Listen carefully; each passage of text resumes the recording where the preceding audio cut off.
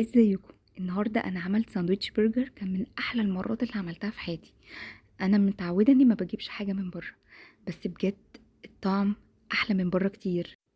يلا بينا نشوف عملته ازاي بكل التكات، هقولها لكم اللي تديكوا احلى ساندوتش، تبطلوا تجيبوه لاولادكم من بره تاني. تمام؟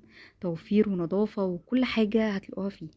انا جبت خيار وقطعت معاه فلفل حامي، اختياري طبعا الفلفل، ونزلت بنص معلقه توم مفروم، وربع فنجان خل، ونص معلقة صغيرة ملح، وربع معلقة نعناع مجفف، وهنزل عليهم بمية مغلية من الكاتل، وهقلبهم كويس وهسيبهم. دي بداية يعني قبل ما اعمل البرجر ولا اجهز الصوص بتاعي ولا اعمل اي حاجة، هنبتدي نعمل خيار مخلل بتاعي الاول. تمام؟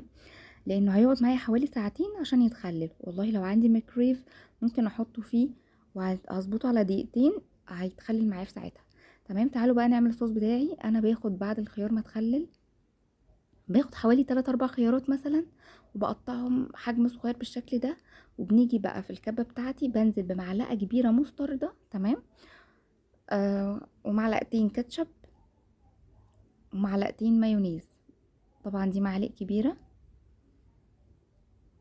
انا هقل كمية المستردة عشان ما تخليش الصوص معايا مر. تمام؟ يعني ممكن اقولك اعملي بالتساوي معلقتين ومعلقتين ومعلقتين، لا، حاولي اي كمية تعمليها تبقى المستردة نص كمية باقي المكونات. وهنزل هنا ببصلايه مفرومه متوسطه. تمام؟ وهنزل بقى بالخيار اللي انا قطعته قطع صغيره. تمام؟ وشويه من ميه الخيار اللي احنا مخللين فيها. انا هاخد حوالي معلقتين كبار بالظبط، وهضرب ده كله مع بعض، وده يبقى جاهز معايا الصوص بتاع البرجر. دلوقتي هنيجي في طاسه سخنه على النار، وهنزل بشويه زيت زيتون وعليهم حته زبده، ونكون مقطعين بصلتين كبار جوليان. تمام؟ انا مقطعهم جوليان رفيع قوي. تمام؟ هنكرمل البصل ده، هدي تشويحة للبصل على نار هادية خالص، وهفضل ايدي فيه هشوح فيه لحد ما ياخد معايا لون ذهبي. ولغاية ما البصل معايا يتكرمل هعمل البرجر بتاعي. انا بجيب لحمة فيها حوالي نسبة 20% دهن. تمام؟ بحاول اكورها كور متوسطة او ما تكونش صغيرة قوي طبعا عشان متبقاش رقيقة. ولو عايزين تكبروا في حجمها كبروها، كل ما كان سمكها يعني مليانة كل ما كانت طعمها احلى كتير. ممكن تعملوا ساندوتش دبل لو انتوا حابين.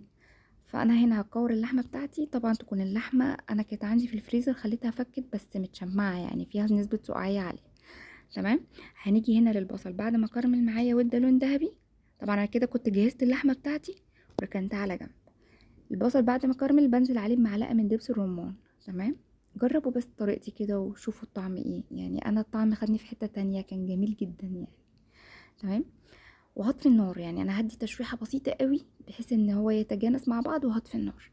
هاجي بقى في نفس الطاسه نزلت فيها بمعلقه زبده كبيره، ونيجي بقى بالعيش بتاعي الكايزر انا فتحته نصين.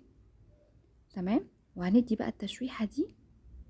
طيب انا بعمل الحركه دي ليه؟ الصدمه دي بتدي طعم حلو قوي للعيش، وبتخليه ما يميش معاه، يعني ما يبقاش الساندوتش فيه ميه.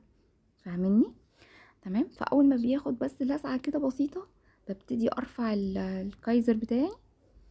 تمام؟ ونيجي بقى نسوي اللحمه بتاعتنا. طبعا انا بعد ما كورتها وكانت انا عايزاها ما تبقاش بدرجه حراره الغرفه، لا، انا عايزاها طالعه من الفريزر من التلاجة ساقعه قوي عشان ما تفتفتش مني في الطاسه. تمام؟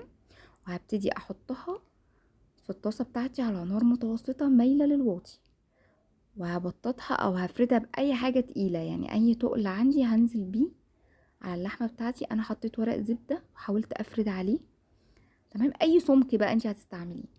تمام؟ وهرش رشه ملح وفلفل اسود. انا عامله سماش برجر. تمام؟ فمش حاطه اي توابل في اللحمه، انا يدوبك اللحمه مستكفيه بالدهون اللي فيها وبطعمها بس. خلاص.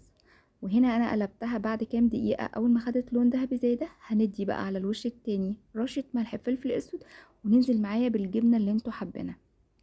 انا هنا حطيت شيدر احمر، اي جبنه انتوا حابين تنزلوا بيها حطوها. تمام؟ وطبعا انا هنا بعد ما خلصت البرجر العيش، فحبيت انزل بالصوص بتاعي بعد ما جهز معايا بالشكل ده. تمام؟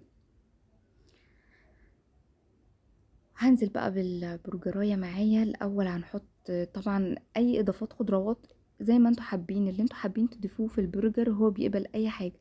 بس انا حطيت من تحت قطعه خس ونزلت بالبرجر بتاعي بعد ما الجبنه ساحت عليه. طبعا اول ما بقلبها على الناحيه التانية بوطي النار خالص عشان الجبنه كمان معايا تسيح والبرجر ما يتلسعش من تحت. تمام.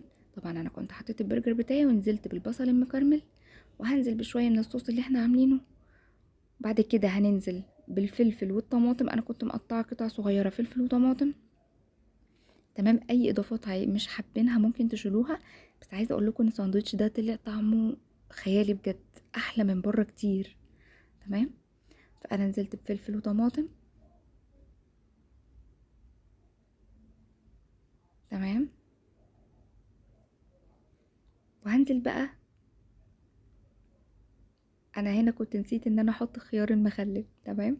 يعني انا تخيلت ان انا حطيته، فانتوا هتحطوا خيار المخلل اللي احنا عملناه سوا وهتاكلوا احلى ساندوتش. يعني انا حطيت في باقي الساندوتشات، بس انا كنت دوت اللي صورته اول واحد، فانا كنت نسيت احط فيه الخيار المخلل اللي احنا عملناه مع بعض. تمام. عايزاكم تقولوا لي رايكم، ما تنسوش تدعموني بلايك وسبسكرايب عشان يوصلكوا كل جديد.